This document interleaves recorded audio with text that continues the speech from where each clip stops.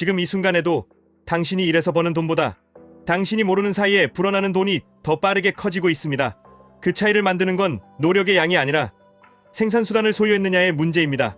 그리고 오늘은 그 생산수단을 월급쟁이도 현실적으로 확보할 수 있는 방식으로 연결하겠습니다. 바로 QLD, TQQQ입니다. 많은 분들이 자본주의를 돈이 돌고 기업이 성장하고 국가가 규제하고 물가가 오르는 이야기 정도로만 생각합니다. 그런데 자본주의의 핵심은 단순합니다. 부는 물건을 많이 가진 사람에게 쌓이지 않습니다. 부는 물건을 만들어내는 구조를 가진 사람에게 쌓입니다. 빵 1억 원어치를 들고 있는 사람과 빵을 계속 찍어내는 1억 원짜리 빵 공장을 가진 사람이 있다고 해보겠습니다. 빵은 먹으면 끝입니다. 공장은 먹히지 않습니다. 공장은 내일도 모레도 계속 빵을 생산합니다. 여기서부터 승패가 갈립니다. 우리가 부자라고 부르는 사람들은 대체로 좋은 제품을 많이 사둔 사람이 아닙니다. 생산수단을 소유한 사람입니다. 공장, 건물, 특허, 플랫폼, 유통망, 브랜드, 그리고 무엇보다 기업 지분입니다. 이걸 가진 사람은 일을 하지 않아도 누군가의 노동과 소비가 흘러들어오면서 자본이 커집니다. 반대로 생산수단이 없는 사람은 무엇을 팝니까? 시간을 팝니다. 몸을 팝니다. 기술을 팝니다. 그리고 그 대가로 받은 돈은 대부분 생활비로 사라집니다. 그 사이 생산수단 소유자는 내가 쓴 돈과 내가 만든 가치의 일부를 다시 자기 수익으로 회수합니다. 이게 불편하게 들릴 수 있습니다. 하지만 불편해도 이 구조를 이해하는 순간부터 인생 전략이 달라집니다. 왜냐면 당신이 열심히 산다고 해서 구조가 당신 편이 되지는 않기 때문입니다. 구조는 소유한 쪽 편입니다. 여기서 많은 분들이 이렇게 생각합니다. 그럼 난 답이 없나? 월급으로는 못 올라가나? 열심히 공부하고 승진하고 야근하고 부업하면 되지 않나? 물론 도움이 됩니다.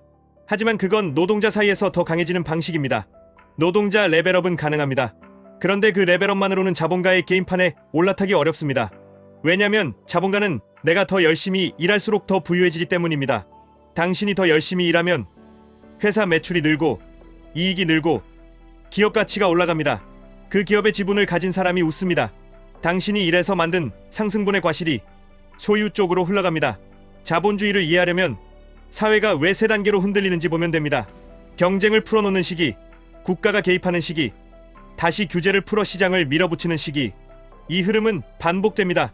경쟁을 풀어놓으면 가격은 내려가고 효율은 올라가지만 자본을 가진 쪽이 결국 독점으로 달려갑니다. 독점이 커지면 노동자는 더 불리해지고 소비가 줄어들어 경기가 꺼집니다. 국가가 개입하면 일자리가 생기고 소비가 살아나지만 규제와 비용이 누적되면 기업은 경직되고 물가가 불편하게 오를 수 있습니다. 그러면 다시 규제를 풀고 시장을 밀어붙입니다. 그러다 또 독점이 커지고 또 격차가 벌어지고 또 개입을 부릅니다. 여기서 중요한 건 이겁니다. 체제가 무엇으로 이름 붙든 소유가 강하다는 사실은 바뀌지 않습니다. 누가 생산수단을 더 많이 주느냐가 결국 부의 방향을 결정합니다. 그러면 현실적인 질문이 남습니다. 평범한 사람이 생산수단을 어떻게 소유합니까? 공장을 살 수 있습니까? 빌딩을 살 수 있습니까? 플랫폼을 만들 수 있습니까? 여기서 자본주의가 당신에게 준 가장 아이러니한 사다리가 등장합니다. 주식시장입니다. 주식은 생산수단의 지분입니다. 기업이라는 공장과 플랫폼과 브랜드의 일부를 잘게 쪼개 팔아주는 시스템입니다. 그래서 월급쟁이도 적은 돈으로 생산수단의 일부를 소유할 수 있습니다. 그런데 대부분은 여기서 실수합니다. 주식 투자를 시세 맞추기나 단타 게임으로 이해합니다. 오늘 오르나 내일 빠지나 뉴스에 흔들리고 공포에 흔들리고 탐욕에 흔들립니다. 그러다 결국 다시 노동으로 돌아갑니다. 오늘은 그 방향을 바꾸겠습니다. 당신을 노동의 링에서 꺼내서 소유의 링으로 옮기는 관점으로 설명하겠습니다. 그리고 그 관점을 가장 직관적으로 체감할 수 있는 도구가 QLD, TQQQ입니다. QLD는 나스닥 100의 움직임을 대략 2배 수준으로 추종하는 구조입니다. TQQQ는 나스닥 100의 움직임을 대략 3배 수준으로 추종하는 구조입니다. 이 말은 단순히 더 빨리 버는 도박이 아니라 성장 엔진을 더 강하게 쥐는 방식이 될 수도 있다는 뜻입니다. 물론 조건이 있습니다. 룰이 없으면 독이 됩니다. 룰이 있으면 칼이 됩니다. 왜 하필 나스닥 100이냐고요? 자본주의에서 생산수단의 핵심은 결국 기술과 플랫폼입니다. 사람들이 시간을 쓰고 돈을 쓰고 기업이 비용을 줄이고 효율을 올리는 곳에 가치가 쌓입니다. 그 중심에 미국의 빅테크와 성장기업들이 모여있고 그 묶음이 나스닥 100입니다. 그러니까 QLD, TQQQ는 단순히 주식을 사는 게 아니라 현대 자본주의의 생산수단 묶음에 지분을 갖는 방식입니다. 다만 여기에 반드시 짚고 넘어가야 할 진실이 있습니다. 레버리지는 방향이 맞아도 과정에서 흔들리면 망가질 수 있습니다. 특히 큰 변동이 반복되면 지수가 원위치로 돌아와도 레버리지는 손실이 남을 수 있습니다. 이건 구조적인 특징입니다. 그래서 QLD, TQQQ는 마음만으로 들고 가면 안 됩니다. 시스템으로 들고 가야 합니다. 그럼 어떤 시스템이 필요할까요? 지금부터는 아주 현실적으로 손에 잡히게 설명하겠습니다. 첫째, 나는 지금 어느 편인가를 정해야 합니다. 노동으로만 버는 편에 남을지, 소유를 같이 가져갈지. 이 선택이 없으면 투자 금액은 늘어도 태도는 흔들립니다. 소유를 선택했다면 주가가 빠질 때마다 내 인생이 부정당하는 느낌을 받지 않게 됩니다. 왜냐면 당신은 단기 가격이 아니라 생산수완의 지분을 모으는 사람이기 때문입니다. 둘째, 생존 자금과 투자 자금을 분리해야 합니다. 이게 안 되면 하락장은 곧 생활의 위기가 됩니다. 생활이 이기면 가장 바닥에서 팔게 됩니다. 그러면 영원히 소유 쪽으로 못 갑니다. 최소한 몇 달치 생활을 커버할 현금 흐름이 있어야 합니다. 그래야 하락장에서 공포를 덜고 시스템을 지킬 수 있습니다. 셋째, QLD와 TQQQ의 역할을 다르게 둬야 합니다. QLD는 비교적 중심축이 될 수 있습니다. TQQQ는 공격적인 엔진이 될 수 있습니다.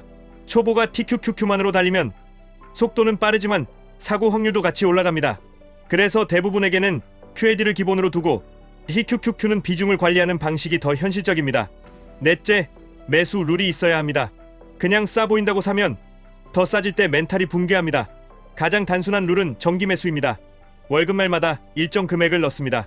그리고 시장이 크게 흔들릴 때 추가로 더 넣는 룰을 따로 둡니다.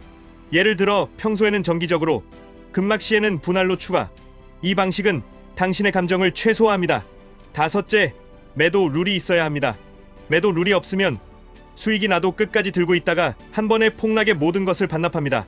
반대로 너무 빨리 팔면 자본주의의 장기 성장 과실을 못 먹습니다. 그래서 기준을 정합니다. 예를 들어 전고점 부근에서 일부를 줄이고 남은 일부는 장기 보유로 둡니다. 이렇게 하면 탐욕과 공포를 둘 다 제어할 수 있습니다. 여기서 중요한 철학을 하나 넣겠습니다. 자본주의에서 부는 속도전 같아 보이지만 실제로는 생존전입니다. 살아남는 사람이 이깁니다. 레버리지에서 살아남는 사람은 방향을 맞힌 사람이 아니라 룰을 지킨 사람입니다.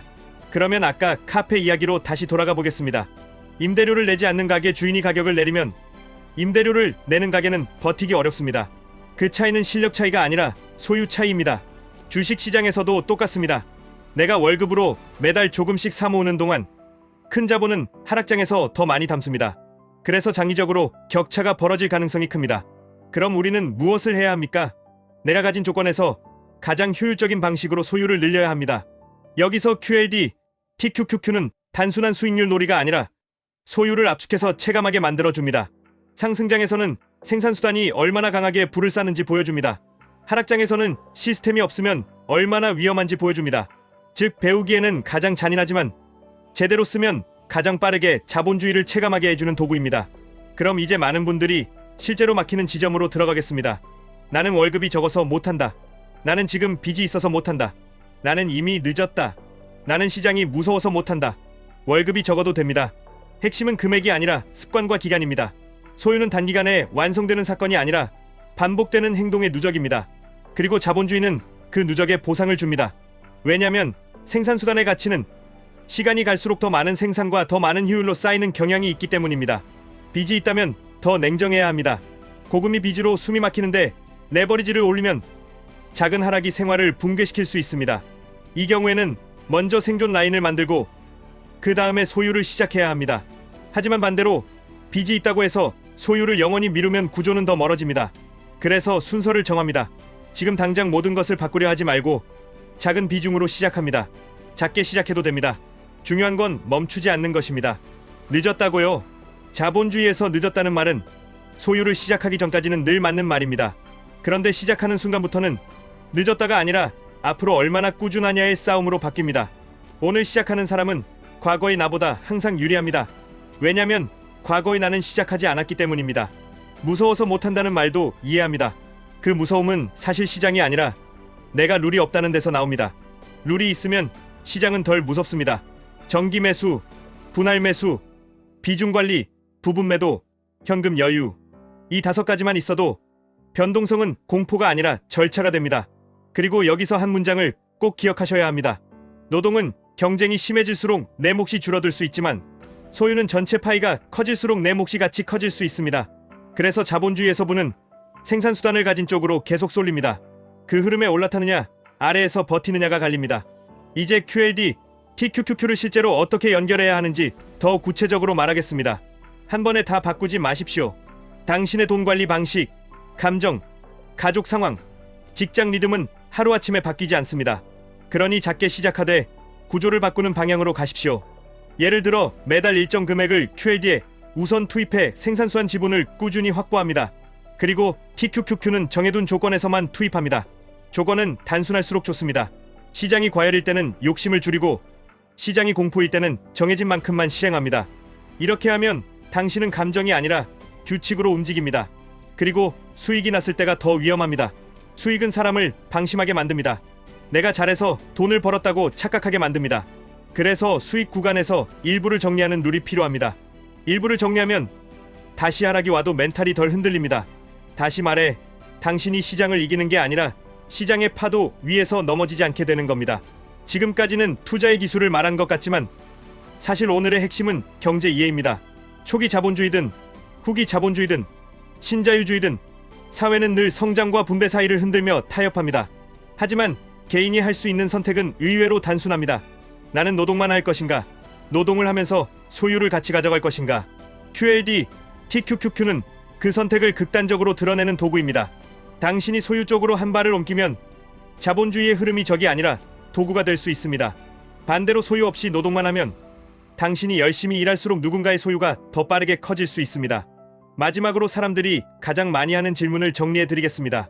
QLD와 TQQQ는 장기 보유해도 됩니까? 가능하지만 조건이 있습니다. 비중 관리, 생존 자금, 분할 매수, 부분 매도 같은 룰이 없으면 장기 보유가 아니라 장기 고통이 됩니다. 룰이 있으면 장기 보유는 자본주의의 성장 과실을 내 편으로 끌어오는 전략이 됩니다. 지금이 너무 비싼 것 같아서 못 사겠습니다. 그 생각 자체가 흔들리는 이유입니다. 가격을 예측하려고 하면 결국 아무것도 못하거나 최악의 순간에 하게 됩니다.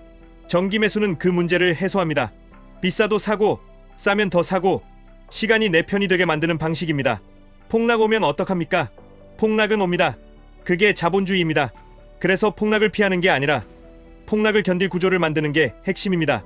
현금 여유, 분할, 비중, 부분 매도 이 네 가지가 있으면 폭락은 끝장이 아니라 과정이 됩니다. 나는 경제를 잘 모르는데 해도 됩니까? 경제를 완벽히 알 필요는 없습니다. 하지만 자본주의의 한 문장은 이해해야 합니다. 부는 생산수단을 소유한 쪽으로 쌓입니다. 이걸 이해하면 당신의 행동이 달라집니다. 그 행동이 달라지면 결과가 달라집니다. 본 영상은 교육 목적이며 투자 손익은 본인 책임입니다. 하지만 한 가지는 분명합니다. 자본주의를 모르고 살면 내가 열심히 산 만큼 누군가의 소유가 커질 수 있습니다. 자본주의를 이해하고 소유를 시작하면 내가 일하는 동안에도 내 자본이 같이 일하기 시작합니다. 지금까지 1분 투자 하이젠버그였습니다.